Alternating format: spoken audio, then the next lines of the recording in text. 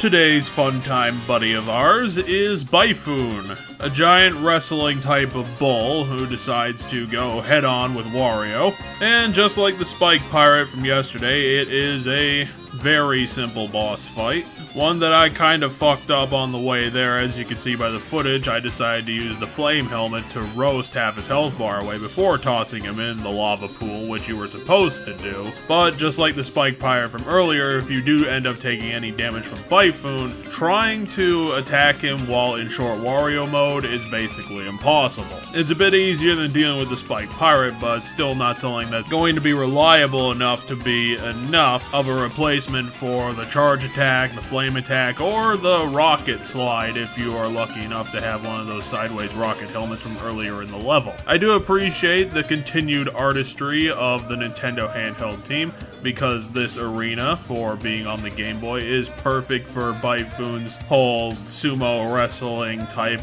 challenge here.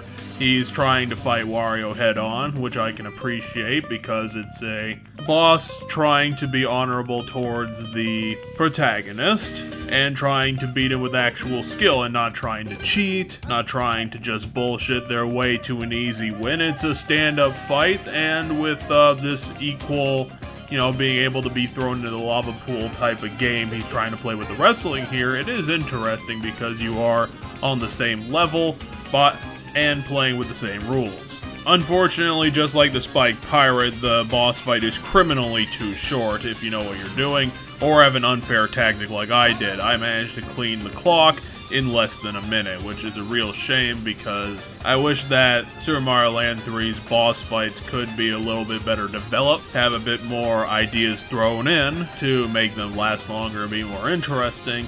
And, there are games on this system like the Samus game, the Mega Man games that have been able to be a bit more fleshed out and can show that even though this system is rudimentary by our understanding today, it doesn't mean that, the bosses have to be this short or be this insubstantial, because you do have ideas, Nintendo handheld.